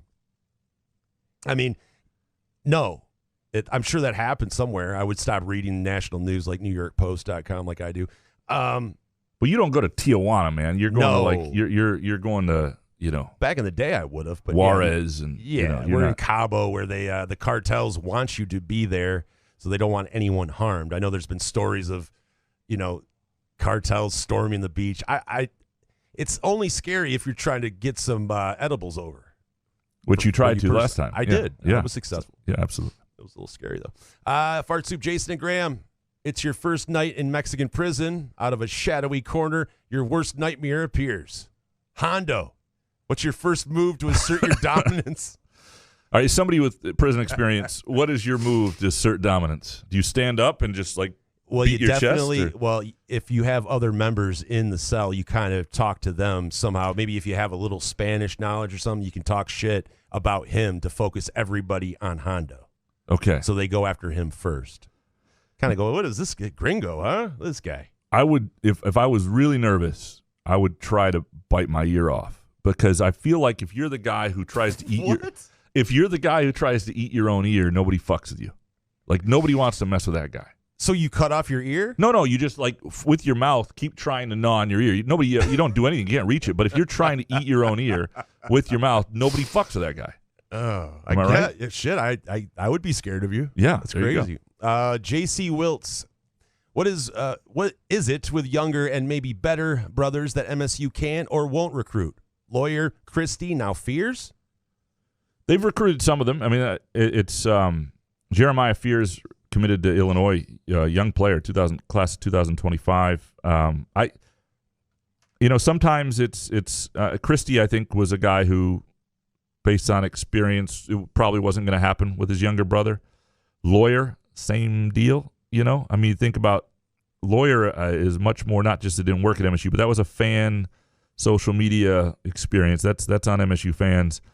And Jeremy Fears, I think, had a good experience. He just got here. He obviously got shot, but that was back home. And I was actually surprised Jeremiah committed this early. He's still in his junior year. Jay Riemenschneider. Graham, have you had your the Izzone is too white take this year? Have you ever thought maybe kids of other races maybe don't want to go, or maybe the racial mix in the Izzone is close to the same ratio as the entire student body? I can answer that. No, he doesn't. He doesn't take that into account. Well, yeah. Overall, Michigan State's campus is pretty lily white, and a lot of Big Ten campuses are. But it's more diverse than the Izzone for sure. And it's the whole optics of just a group of white students in white shirts cheering on all the black guys on the court. You know, it just looks weird. And So they get the admissions family is section. like, are you white? You're in. No. This is not. This is the Izzone. The Izzone. It's just cringeworthy white is all it is. That's it. I mean, I just wish it was a little more. If it was like 10%, and every once in a while you see, but 10% would be good. I would think. And it maybe other races don't want to go. And you say that, it's like the Izzone looks like a pretty fun time. I don't think other races don't want to be part of it. It is possible that some people feel like, I'm not stupid enough to camp out when it's 0 degrees, or they feel like that's not a place where I feel included based on the demographics. I don't know. It's a good question. It's why I don't write it. Like, we're doing a big piece on the Izzone, which would be a nice fluffy piece that would be fun, and Rachel Greco's doing it. Because if I wrote that piece, I would get into why is the Izzone so white? David Jackson next. Looking at MSU's basketball schedule over the last 12 games, I see us as an underdog twice, at Wisconsin and at Purdue. 2 sort of pick'ems, Illinois and at Indiana, and 8 games where MSU is solid favorites. Barring injury, should 12-8 be MSU's floor? Would that be a 6 seed? What does 14-6 get us? It's a good question. I do think, like the Indiana game at the end, what Indiana is by then, that's a tough place to play on a Sunday afternoon. I get that. Northwestern's at home, so as good as Northwestern is, that's a game Michigan State ought to win after losing that on the road. So I think you're right in your assertion. And 12-8, if that's the floor of, and they don't drop a game they should win somewhere else, I think 12-8 in the Big Ten would be around a 6 seed. I do. It depends obviously who you beat. And if you beat Wisconsin or you have a win over Purdue and what the metrics say, or maybe what you do at the beginning of the Big Ten tournament, but the metrics love them. They just need the wins to kind of catch up. 14-6, if you wind up in that realm with only 2 more losses the rest of the way, depending on who they are, again, and the wins, I think that's where you have a chance to get into that 5 seed in that realm. It's the 15-5, where you really, where you can talk about a 4 seed or above, and that means you beat Wisconsin. And you beat everybody else, or maybe you lose to Wisconsin, you beat Purdue, or whatever that is. Next one from David. How can a computer program say we predict a team will go 10-2 in our game-by-game prediction analysis, but our actual pick is that they go 8-4? Is that a bit like predicting that both the Lions and 49ers will win this weekend? Yeah, no, what they're basically saying is they don't trust Michigan State to win all the games that individually they – so this is Ken Palm and Bartorvik, and if you look at individually game by game, they pick MSU to win games, and then you add them up, and you're like, well, wait a sec, why do they pick this record? It's because while individually they think Michigan State's going to win by 3 or 4 or whatever it is in that game, they don't think that Michigan State won't slip up somewhere. The odds of Michigan State doing that are less, so individually that's how that works, basically. Next one from David. What makes Sharon Moore the most qualified coach to get the Michigan job?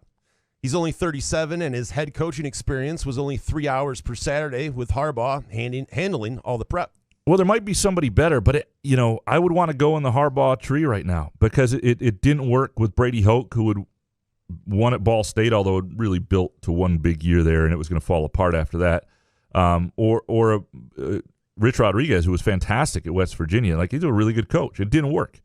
So you go with the guy who's been there and that people revere. And it certainly worked, again, with David Shaw at Stanford the last time, with a guy who hadn't been a head coach. So I think you have to know the person. It's not about, like, what we think outside doesn't really matter. It's about the interview. It's about knowing what that person knows as a football mind, as a recruiter, as somebody who can run an organization. And if you feel good about that, then you hire him no matter what. 816 Boys Reunion next. Is Jonathan Smith the best recruiter in the U.S. for bringing Oregon State transfers and commits to a state where shrooms and peyote are not yet legal? That's a good point. Well, Tough if you go to sell. Detroit, you can get some. Or Ann Arbor has some. I bought a bar before the Lions game, before the Rams game. There you go. Good shit. So not such a good recruiter, it turns out. 816 Boys Reunion and JD. Will Michigan fans and media members take the Chris Creighton candidacy seriously after pushing hard for MSU to consider Creighton and Jason Candle? No, because you got an in-house guy. And frankly, yeah, that was a little – the Jason Candle thing I don't think was ever that big in play. Chris Creighton's it's a weird situation because at Eastern Michigan, he's done what nobody else has done at Eastern Michigan. Like he must interview horribly, because I would be intrigued about him at a lot of big programs, especially places that haven't traditionally won. For example, like if you're Indiana, that's the type of guy that I would look at, and I think Indiana made a good hire. But what I mean is, if you're a place where winning is hard at the high major level, I want a guy who at the mid-major level took over a place where winning was hard and won to a certain level. I don't think that fits the Michigan or Michigan State, but I get what you're saying. Does he want to stay at Eastern? I can't imagine. I mean, right? I mean, what is? Yeah, I don't get it. Matt Venny with a V. If either of you could have stipulations in your contracts, employment agreements, where you can't be punished for breaking the rules like Harbaugh tried to do, what would they be? So what would you want if you couldn't get fired for any sort of full immunity? Yeah, from everything. That sounds awesome. Yeah, that's the goal for life, right? Full immunity. I wonder what that. I've never thought of this. Like, what sort of thing would I like to do that I can't do? Like a company car, maybe be able to like shit on upper management and it doesn't matter. I don't know, but you do that anyway. I do. No, fix that in post. All right. My bad. Bo McJunkins, starting in 2025, after Jonathan Smith gets a year to catch up, who has more wins over the next 5 years in the new Big Ten? Jonathan Smith or Sharon Moore? Yeah, it's. I mean, obviously Michigan's program's in a better place right now, so you would still say Michigan if you were to put money on this. I would. It's a really good question. So you're saying starting in 25. And it's a year from now where, because I think Michigan's going to take a step back next year too. It's impossible to say what the NIL situation at Michigan State's going to be, whether it's sustainable, what the whole landscape looks like. My money would be on Michigan. It still would, just because of where that program is right now. Doesn't mean I don't think Jonathan Smith's going to put together a competent program, and he is a more proven head coach. So you can make the argument the other way.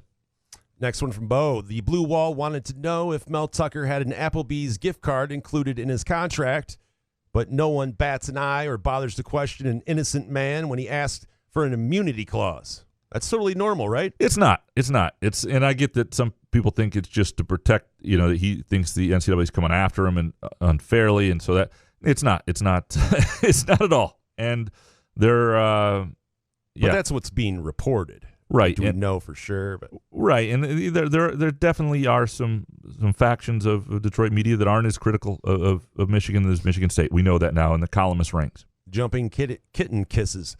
With Harbaugh gone, let's say U of M struggles with Ohio State and MSU in a rivalry games in the next 5 seasons.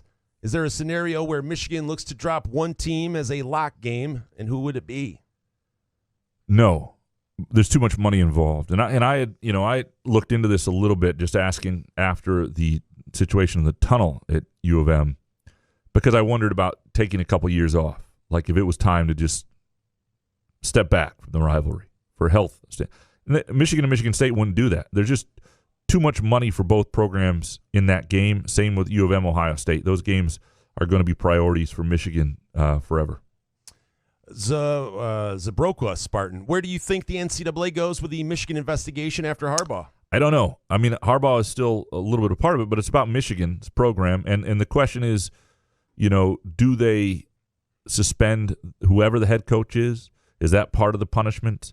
I do think there will be punishments. Will Harbaugh just get a show cause where he just can't come back for a year or two to college hoops or college football? I mean, without that, It's a good question, but I think it'll be this summer before we really hear anything.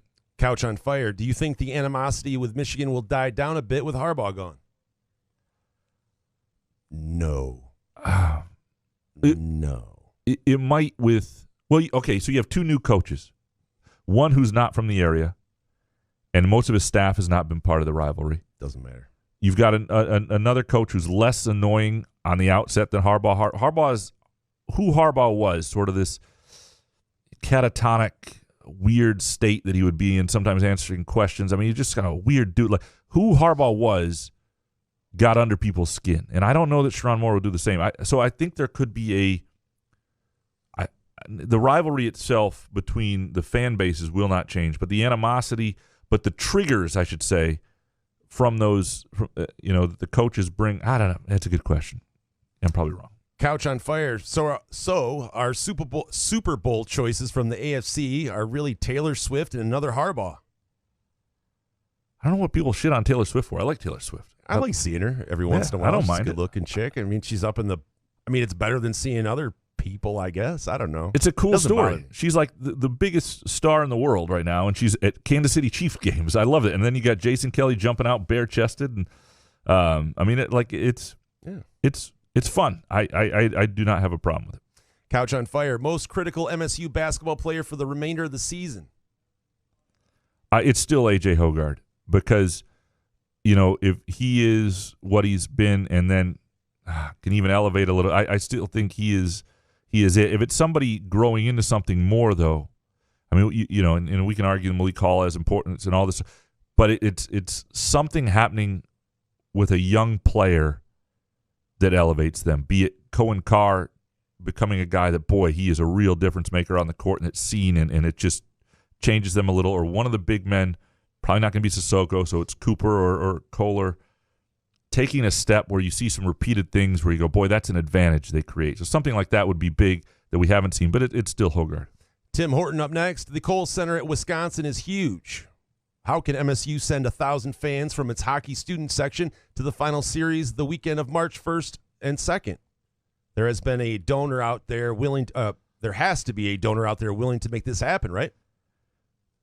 Maybe, although you'd rather have the donor, give to This Is Sparta and help pay the NIL collective for the hockey program, which that's where their contract is. But yeah, no, it's if you create an environment there that was a little pro MSU, because that's a big weird place for hockey. It's almost too big for hockey in some ways. And that series now looks like, especially Michigan State at least gets a split this week against Minnesota. There's a real chance it's a 2-team race, and that series against Wisconsin on the road at the end is for the Big Ten title, which is pretty exciting. Ken Chu, have you ever seen the TikTok video of Frank Ragnow and Jared Goff bass fishing on Lake St. Clair? I have not. Have you seen this? I have not. I don't have TikTok, but I will look for it. Yeah, that's pretty cool. Yeah. Dang it, Bobby next. Has Jared Goff cemented himself as the greatest Lions QB of all time? Stafford put up good stats, but rarely won when it mattered in Detroit. Yeah. You think so? Yeah, 1,000%. We're in the NFC Championship game. Better than Stafford, yeah. You think? Yeah. Okay. I mean, as a career, obviously, I think Stafford's a Hall of Famer, but are you talking about Detroit when he was here? I mean, if you get to the NFC, you win 2 playoff games, you get us a home playoff game, and you get us to the fucking NFC Championship game, you're the best quarterback I've seen. That's all it takes. It's the old Bill James baseball abstract where you have peak value and career value, and like Jared Goff peak value at this point is number 1. And it's not like it's Trent Dilfer where there's a insane defense. Like he has to make plays. That pass to Amon-Ra St. Brown was fucking insane. Career value it's still Stafford. Peak value it's Goff. Yeah. Dang it, Bobby next. Is it appropriate to eat while sitting on the toilet? Seems counterproductive. Only if you have diarrhea and you're a type 1 diabetic like I am and you need some like sort of sugar thing. Other than that, it's disgusting. Get out of here. Yeah. Paulie Show next. Let's talk courtesy flush. Monday's listener brings up a good point. Aerosol only makes things worse, but have you ever courtesy flushed only to have your dirty toilet water splash up onto your hog? I have. He says, I have. It's disgusting. We need a third option. Poop, abandon, deny, and run. Well, first of all, you have to lift your ass cheek up a little bit. Paulie Show. Well, I'm saying you can't just sit like you're normally sitting. Yeah, you're going to get some splashback, but take your mule out and flush it. How hard is that?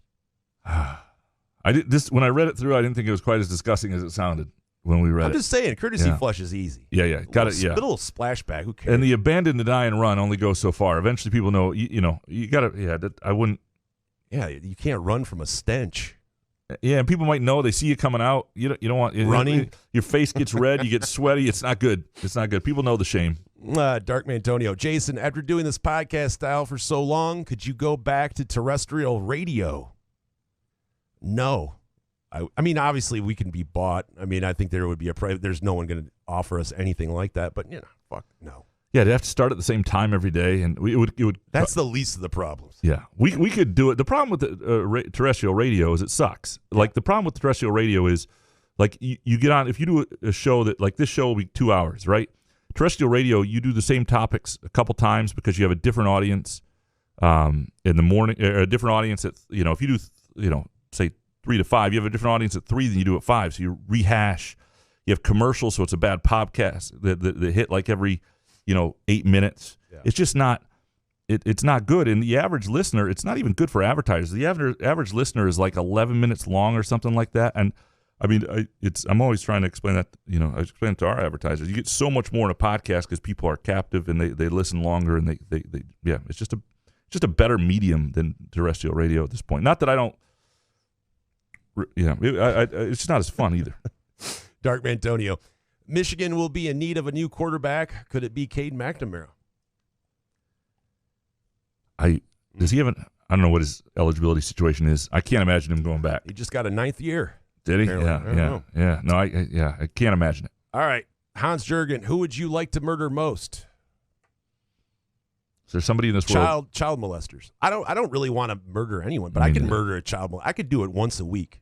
Murder a child molester? If I were on a firing squad, easily.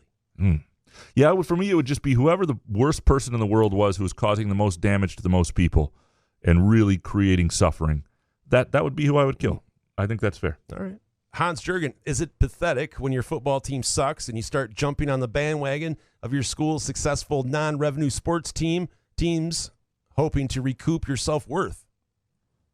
No, because ultimately, as long as it's your school or your team or the school you root for, the non-revs are a big part of that. And in some ways, it's only in our warped world that we decide like football or men's basketball is more important.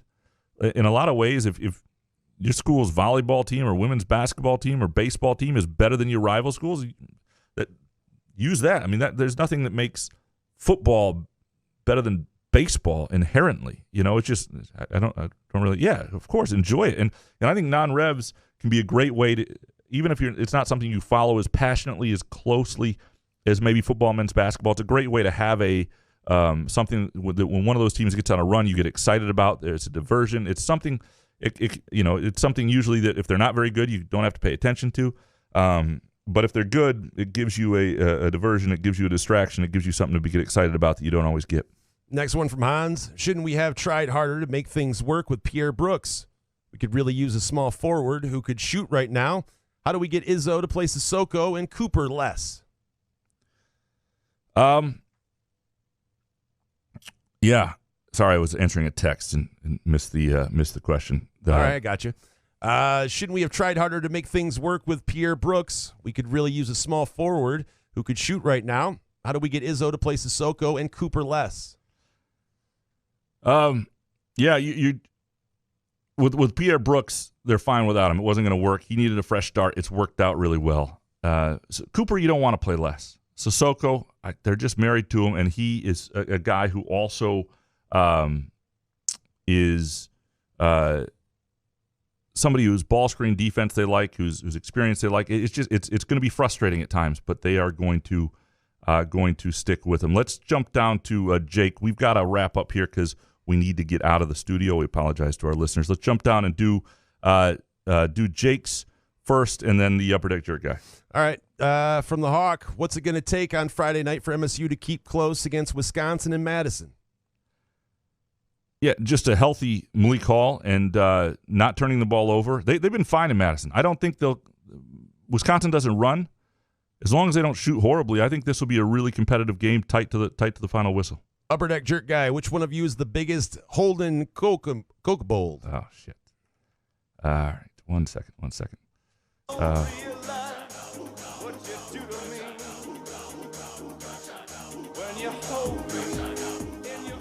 It's an insult, rather. I don't even know. Holden I don't know. Bold. Yeah. All right, Jason for sure. Yes, Jerk guy. How far does Harbaugh leaving for the NFL set MSU's program back, and what penalties will the NCAA assess? We just don't know. We don't know any of that. I do think that it doesn't help losing Harbaugh, certainly, but we don't know is Sharon Moore the next good assistant who takes over and can keep it rolling. That we'll find out. What's last one? What's a realistic time frame for Jonathan Smith to get back into competing for a Big Ten championship? 2026, I think, is the earliest year it's fair to even think about it. We appreciate all of you. Sorry for the abrupt finish there. We appreciate Groovy Donuts. Go to groovydonuts.com. Get your Lions donuts. Say hi to Andrew and Monica. Open Thursday through Sunday, 7 a.m. to 1 p.m. You go to groovydonuts.com. Place your orders. 2 locations, Lake Lansing Road in East Lansing and also in Williamston.